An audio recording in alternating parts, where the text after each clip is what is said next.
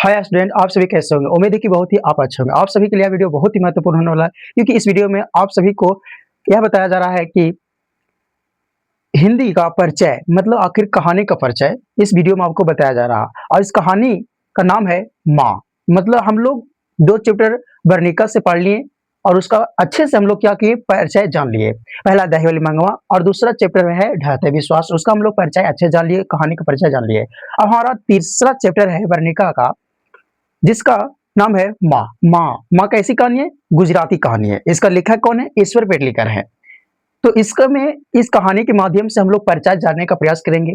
अगर हम किसी कहानी का परिचय सावधानी पूर्वक समझ जाते हैं, परिचय समझ जाने के बाद कहानी पढ़ने में कुछ अच्छा लगता है, बहुत ही शानदार लगता है। मुझे अगर कुछ-कुछ ऐसे पॉइंट आते हैं जिसकी जगह पर हमको परिचय की ज़रूरत पड़ती है कहानी पढ़ने पढ़ने पर, है ना? इसलिए सबसे पहले हम लोग क्या करते हैं, कहानी का परिचय जान लेते हैं, उसके बाद हम लोग कहानी पढ़ते हैं, है ना? तो यहाँ पर समझने का प्रयास करिएगा स्टूडेंट कि कहानी का परिचय, माँ कहानी का परिचय यहाँ पर संपूर्ण रूप से आपको इस वीडियो में बताया जाएगा। तो अगर आप हमारे चैनल पर नए हैं तो चैनल को सब्सक्राइब कर दीजिएगा और बेल आइकन को दबाना ना भूलिएगा। अगर वीडियो पसंद है तो स्टूडेंट क्या करिए, वीडियो को लाइक कर दीजिएगा। और स्टूडेंट ज़्यादा से ज़्यादा आप क्या करिए, वीडियो को शेयर करने का ज़्यादा प्रयास करिए। क्या करिए स्टूडेंट, आप सभी क्या करिए, वीडियो को शेयर करने का प्रयास करिएगा ज़्यादा। क्या करिएगा, वीडियो को शेयर करने का ज़्यादा प्रयास करिए, ठीक है? समझ रहे हैं इसे? आप लोग क्या करिए, वीडियो को ज़्यादा से ज़्यादा शेयर करने का प्रयास करिए, अपने दूसरे स्टूडेंट के पास शेयर करने का ज़्यादा प्रयास करिए और इस वीडियो के माध्यम से उनको भी पढ़ाई का उत्सव अनुभव को जगाइए और ज़्यादा उत्साहित रहे पढ़ाई के लिए, है ना? तो चलिए बिना देर के इस वीडियो को स्टार्ट करते हैं और आपको हम ध्यान समझाने का प्रयास करते हैं यह टॉपिक, आज का टॉपिक, ठीक है? तो यहाँ पर क्या कहता है बाबू कि चैप्टर नंबर 3 है, क्या है? कहानी। चैप्टर नंबर 3 है क्या है? माँ। अब माँ कैसी कहानी है? तो गुजराती कहानी है, समझ आए बाबू? देखो, इसमें परिचय आपको दिया गया है, इसमें माँ कहानी। अब इस कहानी का नाम है माँ, समझ रहे? अब इसमें क्या है कि इस कहानी में आपको परिचय में बताया गया है बाबू कि इसमें माँ के माँ जो है वो विधवा है। क्या है? माँ जो है विधवा है। इसके 4 संतानें हैं, 2 बेटियां और 2 बेटे। लेकिन हाँ, समझने वाली बात यह है कि इसमें जो प्रमुख पात्र है वो है मंगू। मंगू की बड़ी बहन का नाम है कमू, है ना? तो मंगू बीमार रहती है, समझ रहे? मंगू बीमार रहती है। तो मंगू के बारे में इस कहानी में अध्ययन किया गया है, कहानी में बताया गया है कि किस तरह से पारिवारिक जीवन में बीमारियों से संबंधित लोग झेलते हैं और उसके अनुसार क्या करते हैं लोग, ताना देते हैं, समझाते हैं। मतलब कहानी में आपको फुल रूप से बताया गया है, संपूर्ण रूप से आपको इसमें समझाया गया है कहानी में किस तरह से पारिवारिक जीवन में ऐसा देखने को मिलता है ना? तो हम लोग कहानी पढ़ेंगे, उसके बाद हम लोग पहले परिचय को जान लेते हैं, उसके बाद हम लोग कहानी में विस्तार रूप से समझेंगे एक और नए वीडियो के साथ, ठीक है?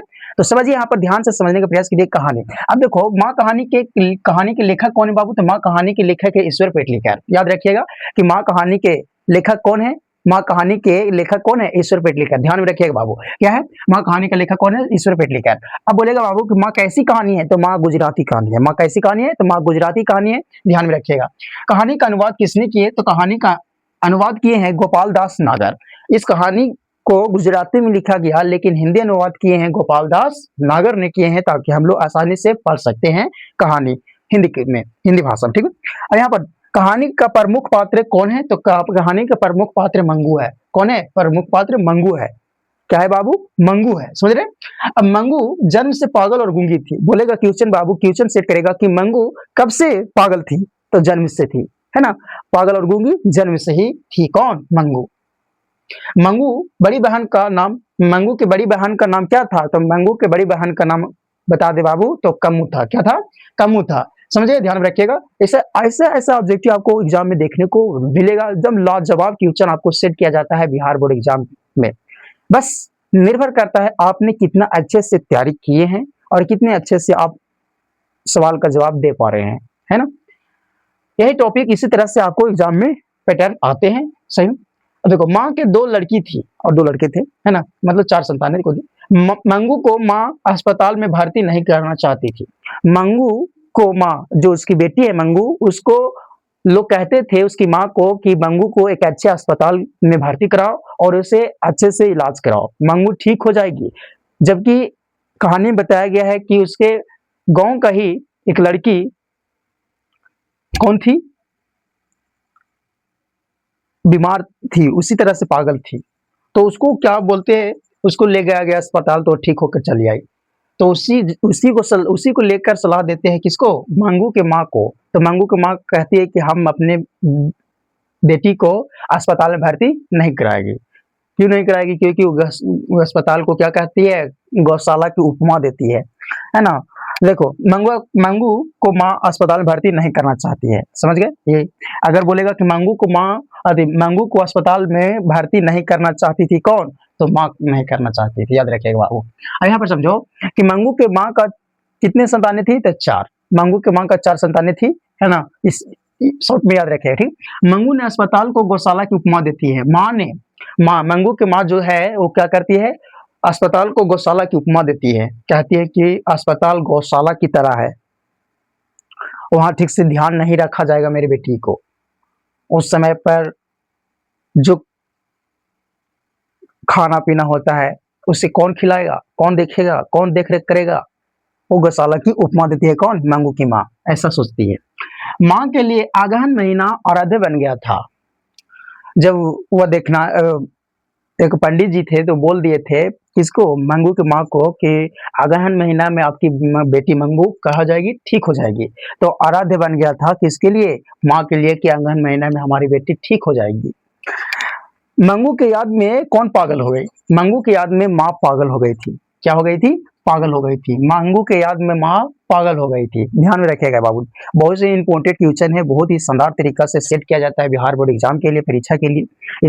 ऐसा ही आपको ऑब्जेक्टिव क्वेश्चन देखने को मिलता है बिहार बोर्ड में, बहुत ही शानदार तरीका से। अगर आप कहानी अच्छे से पढ़ लीजिएगा, बहुत ही शानदार तरीका से आप अध्ययन कर लीजिएगा, तो आपको पक्का बता रहे हैं, 100% बता रहे हैं कि आपको एग्जाम में एक भी आंसर सवाल मतलब सवाल का एक भी जवाब छूटने वाला नहीं है, एक भी क्वेश्चन छूटने वाला आपको नहीं है। मंगू के अलावा माँ के 3 संतानें थी। मंगू के अलावा कितनी? ये बहुत बार एग्जाम में आया, बहुत बार। मंगू के अलावा माँ के कितनी संतानें थी? तो मंगू के अलावा माँ के 3 संतानें थी। कितनी संतानें थी? 3 संतानें थी, है ना? मंगू के अलावा कितनी संतानें थी? माँ की 3 संतानें थी। मंगू को अस्पताल किस गाड़ी से ले जाया गया? तो मंगू को अस्पताल बैलगाड़ी से ले जाया गया था इलाज के लिए। आखिरकार अंत में माँ कि सबके बातों को मानकर मंगू को अस्पताल में भर्ती करा दी। माँ घर पर आकर भी उसके बारे में सोचती रहती थी कि वह कैसी होगी, क्या कर रही होगी। मंगू के सोचने ज़्यादा प्रभाव डालने से माँ भी क्या हो जाती है? पागल हो जाती है ना? तो इस कहानी में बहुत ही शानदार तरीका से आपको बताया गया है ना? कि किस तरह से इसमें मंगू बीमार पड़ती है और किस तरह से इसको इलाज किया जाता है, किस तरह से इसमें कहानी बताया गया है। बहुत ही शानदार तरीका, बहुत ही शानदार कहानी है, बस आपको पढ़ने की, अध्ययन करने की ज़रूरत है ना?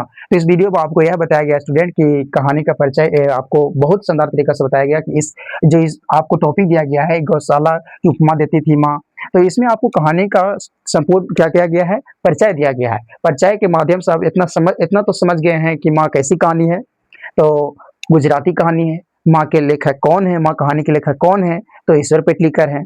अब माँ कहानी गुजराती में लिखा गया, इसे हिंदी अनुवाद किसने किए? तो गोपाल दास नागर ने किए। इतना आप लोग क्या किए? समझ गए होंगे। तो कहानी अगर पूरा पढ़िएगा, अध्ययन करिएगा, तो आपको ये टॉपिक जरूर मिलेंगे कहानी में, ताकि आपको उस पढ़ते समय आपको याद आ जाएगा कि हाँ, ये कहानी में यह टॉपिक है। और कुछ-कुछ परिचय मालूम रहेगा तो आसान तरीका से आप क्या कर सकते हैं? कहानी को समझ सकते हैं और आसान तरीका से आप हर सवाल का जवाब लिख सकते हैं, है ना? तो इस वीडियो में आपको यही बताया गया स्टूडेंट कि कहानी का परिचय क्या, माँ कहानी का परिचय क्या होता है ना? तो संपूर्ण तरह से इस वीडियो में आपको बता देगा, है ना? तो आप सभी को स्टूडेंट बार-बार कह रहे हैं कि आप लोग क्या करिएगा, वीडियो को शेयर कर दीजिएगा और ज़्यादा से ज़्यादा स्टूडेंट आप क्या करिए, जितना हो सकता है दूसरे स्टूडेंट के पास शेयर करिए। यह वीडियो आप सभी के लिए बहुत ही महत्वपूर्ण एग्जाम के लिए है ना? तो क्या करते हैं, आप सभी को धन्यवाद देते हैं क्योंकि आप सभी ने हम मिलकर अपना कीमती समय हमको दिए। ठीक है, फिर मिलते हैं एक नए वीडियो के साथ, शानदार वीडियो के साथ। तब तक धन्यवाद।